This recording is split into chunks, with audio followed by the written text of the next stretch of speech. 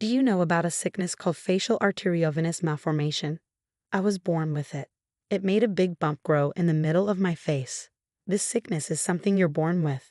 It happens when your arteries and veins, which usually do different jobs, get connected. This lets blood flow between them, making a big blood clot. I had to have lots of surgeries when I was young, but each surgery made my face look even more strange. When I was in school, especially in elementary school, the boys in my class teased me a lot. Because of this problem with my face, I felt really bad about myself. No matter how hard I tried, I couldn't hide it. I thought I would never find love or get married. I thought no one could love someone who looked as ugly as me. At least that's what I thought until I met him. Sophia, used to be very negative and lacked confidence, and others could see that about me. While what people said about my illness affected me a bit, it was mainly my family, especially my sister, who made me feel worse. You see, my sister Mia is really beautiful. She has pretty eyes with double eyelids, long eyelashes, and a perfect nose. People often say how lovely she looks. My parents were really proud of her, and they often bought her new clothes, shoes, and hair accessories. But when it came to me, my illness made me look different, and they acted like I didn't matter. They'd say things like, "It would be a shame if Mia was seen with such an ugly sister." Because of this, my parents didn't want me to spend too much time with my sister. Mia didn't care about my illness at all. She treated me like any sister would, even sharing her toys and hair accessories with me. She stood up for me when people said mean things about my face. She was always there when I needed her. I'm so grateful for her kindness. But even though I love Mia and appreciate her support, my parents always favored her. They didn't show much interest in me. For example, even if Mia got average grades, they praised her a lot, saying, "Mia, you're amazing. You're not just pretty, but you're also smart. We're so proud of you." But when I did well on a test, they didn't seem to care. They'd say things like, "Just being smart isn't enough in life. Even if you're not very smart, you can still do well if you're good looking and friendly. But since you're not pretty, you'll have a tough time." Whenever I found a nice dress I liked, they'd say, "That dress would look great on Mia, but it won't suit you. People will laugh at you if you wear it." And when I wanted to try makeup, they discouraged me, saying, "Makeup won't help much in your case. It's a waste of time." They always compared me to Mia, and everything I did seemed to disappoint them. It made me lose confidence more and more. Mia tried to stand up for me against our parents, but it only made things worse. That's when I realized I didn't really belong in our family, and school wasn't any better. Boys in my class teased me with mean nicknames like monster or face weapon. Some even avoided me, afraid they might catch my illness if they touched me. Even in middle school, things didn't get much better. Some boys would make faces just because I was near them. Even though no one said anything directly to me, I could hear whispers about me. But what really hurt was when I became the target of a cruel game. There was a game where the loser had to confess their feelings to someone in the class, and I was often picked. Of course, I knew they were only confessing because they lost the game, so I always said no. But then they'd go around saying, "I got rejected by that monster girl." One boy even yelled at me for turning him down, saying, "Don't act all high and mighty just because it's a game." At the time, it felt really unfair to me, but I was convinced that my face was a problem. I thought I made people uncomfortable just by being around. I felt guilty. Throughout elementary and middle school, I didn't have any good memories with boys. But there was one exception, just one time, when I fell in love with a boy in my class. It happened in my sophomore year of high school. There was a boy in my class who I ended up sitting next to after the seats were shuffled. He treated me like anyone else, without making fun of me or avoiding me because of my face. He'd say good morning to me every day. I knew he didn't have any romantic feelings for me, but his simple greeting brought me so much happiness amidst all the teasing and avoidance. Naturally, I started to like him. I didn't really want to date him or anything like that. I just wanted our nice interactions to continue. But as time went on, I started to realize that I had feelings for him.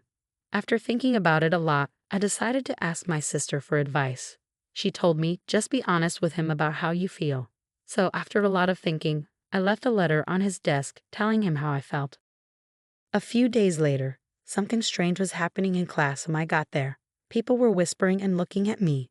Then the boy came up to me and asked, "Did you leave this letter on my desk?" I nodded silently, looking down at the ground. Suddenly, I heard a ripping sound above me. Pieces of my torn letter were falling around me. It's a hassle when things like this happen. What will you do if rumors start because of this? You fell for me just because I said hi to you. You're so clueless about love. I didn't mean anything by it. If I gave you the wrong idea, I'm sorry, he said. Then the whole class started clapping and cheering. People were saying things like, "Wow, you're brave," and that's kind of sad, isn't it? After that, everything's a blur. The next thing I knew, I was home. But I don't remember how I got there. All I could feel was guilt and sadness after that. I couldn't bear to go back to school after what happened, so I stopped going altogether. When my parents found out, instead of supporting me, they said, "Well, he had a point. You caused trouble, so you owe him an apology." They got mad at me for skipping school over something small and tried to make me go back, but I just couldn't bring myself to do it. In the end, I dropped out of high school and isolated myself at home. My older sister was worried about me and tried to reach out, but our parents were harsh. They'd yell at me every morning or barge into my room to insult me, saying things like, "You're a disappointment," or "We wish we never had you." Every day, I felt more and more hopeless, wondering why I even existed. My sister noticed how bad things were and talked to our grandparents on our mom's side. The next day, they came over to listen to my side of the story. When they heard what happened at school and how our parents reacted, they were furious. They told our parents, "We'll take care of her," and rescued me from that situation. My grandparents didn't give up on me, even when I felt hopeless. They faced me with love and support, alongside my sister, and little by little, I started to heal. Though my thoughts of ending my life quieted down, I couldn't shake off my fear and distrust of guys, no matter how hard I tried. But my grandpa always lifted me up, saying, "You'll find happiness in your own way, without needing to get married. We just want you to find joy in whatever path you choose. Forget about that guy who hurt you. Dwelling on him is a waste of time. You have so many bright futures ahead, even though we may not have much time left." My grandma was a constant source of comfort, telling me that as long as I was happy, that's all that mattered. She'd compliment me, saying things like, "Your skin is radiant," "I envy you," or "Your eyes sparkle like jewels." My sister would often come over to our grandparents' place, and we'd chat and bond. We'd read magazines together, talk about cute makeup, and just enjoy each other's company. After living like this for about 3 years, I started feeling motivated to do something more. I decided to study again to get my high school diploma, which I eventually achieved. Then I began searching for work I could do from home and slowly started making money. It wasn't as much as what others made in regular jobs, but compared to the days when I felt trapped and hopeless, I felt like I had come a long way. Living at my grandparents' house, I was still scared of people's comments about my looks, so I stayed indoors. That's when my parents suddenly showed up one day without even a phone call beforehand. They barged in, saying they needed to talk to me. Out of the blue, they said, "There's a marriage proposal for you." The guy is the son of someone important in a medical foundation. He apparently has his own issues and struggles to find a partner, so they're suggesting you. Isn't this great? He's wealthy, and he's willing to take someone like you, who's seen as a burden on society. I was shocked by this sudden news, but my grandparents stepped in to support me. They argued that it wasn't fair to make such a big decision without considering my feelings. My dad, sounding convincing, said, "This might be her only chance. She's been through so much because of how she looks. Why not see this as an opportunity for her to be happy?" I looked at the guy's photo in the marriage document. His face was partly covered by his hair, but I could tell he was overweight and had a peculiar look. I guessed he might also be facing pressure to get married, or he might have some unusual preferences. But even if I said no to the proposal, it seemed like negotiations with the other family were already happening. They were wealthy, and my parents would probably try to push me into the marriage. Despite my own feelings, I felt like I had to accept the marriage proposal to protect my grandparents from any potential trouble. When I said I would accept, my grandparents were shocked. They hugged me tightly, trying to convince me otherwise. "You don't have to agree to something so ridiculous," they said. But through tears, I told them, "Grandma, Grandpa, until now, I felt like life had no meaning. But because you were there for me, I found joy in living. I can never thank you enough. But I don't want to cause you any more trouble, so I've decided to go through with this marriage proposal. Maybe, like Dad said, this is my only chance." My grandparents cried silently and hugged me tightly. A few days later, I had to meet the guy from the proposal, Matthew, and his parents. I didn't expect this meeting to change anything. Matthew seemed shy and kept his head down. His hair covered most of his face, and his skin looked rough. He spoke so softly that I sometimes couldn't hear him. During our meeting, he hardly looked at my face and answered questions with short sentences. I couldn't help but wonder, is this man really going to be my husband? He can barely hold a conversation. But I felt like I had no choice. Both sets of parents were so eager about the marriage, acting like it was already decided. I felt pressured, like I couldn't say no. Eventually, everything was arranged. As the son of a wealthy family, Matthew provided us with a luxurious apartment filled with expensive appliances and furniture. But our conversations didn't flow well. It was like he didn't even see me. He was so quiet all the time. His constant silence started to weigh on me, so I tried to start a conversation. "Why did you agree to this marriage, Matthew?" Surprisingly, he began to take off his shirt. Confused and panicked, I saw that his skin was red and inflamed. He explained, "I have a skin condition called psoriasis. It's not contagious, so don't worry. But because of how it looks, I've never had any romantic experiences. People even spread rumors that I had an STD, which isn't true. And because of my appearance, my parents don't want anything to do with me. They probably arranged this marriage to get rid of me. I'm sorry for dragging you into this." After he explained, he put his shirt back on and bowed deeply to me. I noticed some inflammation on his hairline, and I realized he was growing his bangs long to hide it. "I understand. Please don't worry," I said. "I'm in a similar situation." When he looked up, I told him everything about my past. Hearing my story about high school, he started to cry. "I can't believe someone would treat you like that. It must have been so hard for you. It's awful how people treated you," he said, getting angry on my behalf and offering me comfort. Despite going through his own struggles, Matthew cried and got angry hearing about my past. I couldn't help but think, how kind is this man? When I asked him, he blushed and smiled shyly, saying, "I was thinking the same thing." From that moment on, we spent the whole night sharing our life stories, crying, getting angry, and understanding each other. I tried to learn more about his skin condition and researched different treatments, including diet changes and supplements.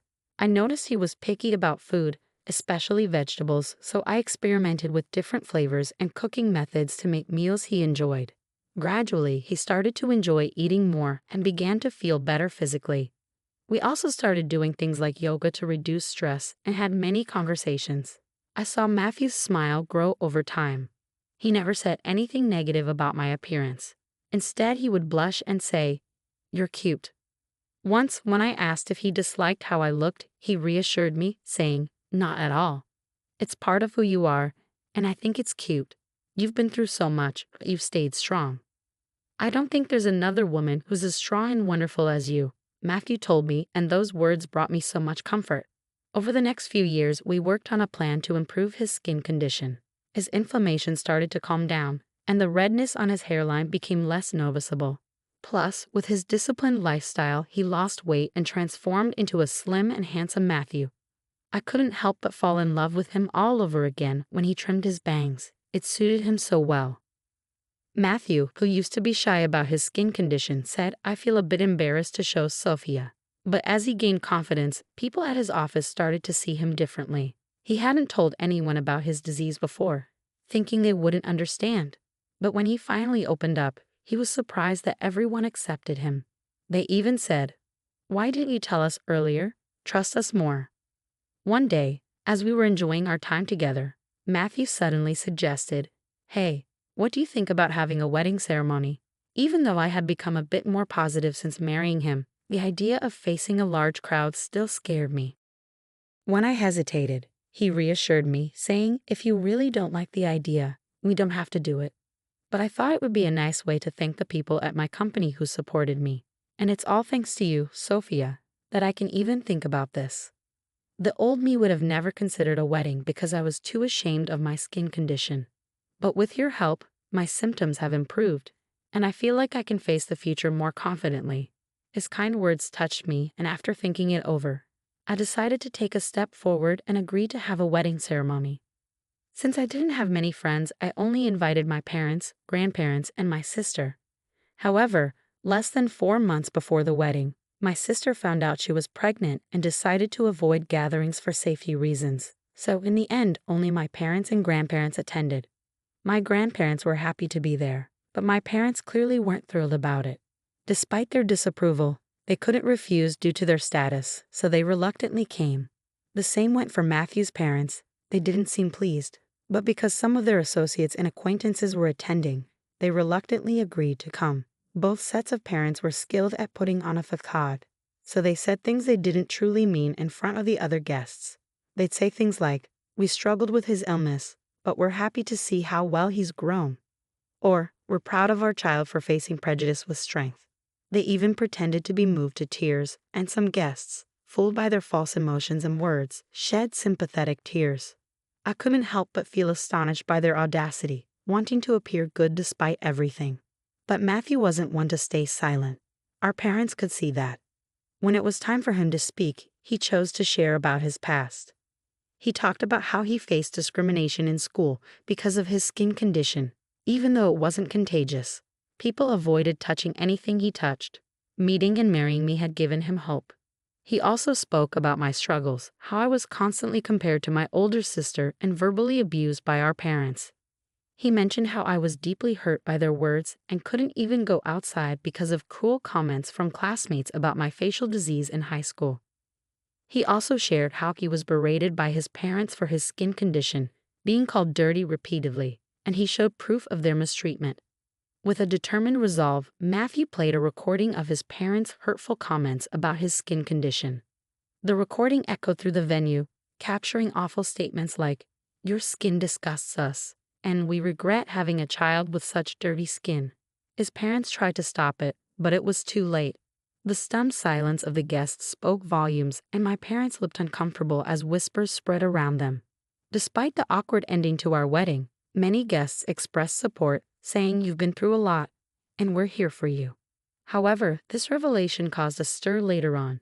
It turned out that Matthew's parents were leaders of a nonprofit organization dedicated to supporting disabled individuals, advocating for a society where they can live without barriers.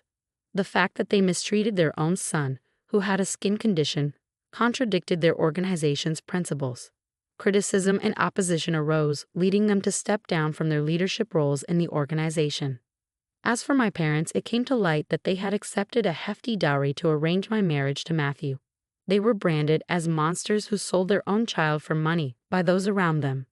However, they foolishly squandered the dowry on their own selfish desires and decided to gamble in the stock market without any knowledge, resulting in significant losses.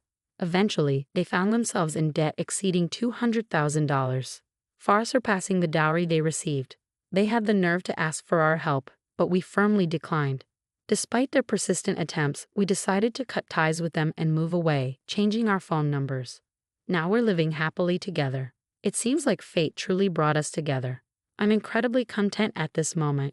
Though the beginning was rough, meeting and marrying Matthew has brought me immense happiness. Thank you for sticking with me until the end. I hope to catch up with you again in the future.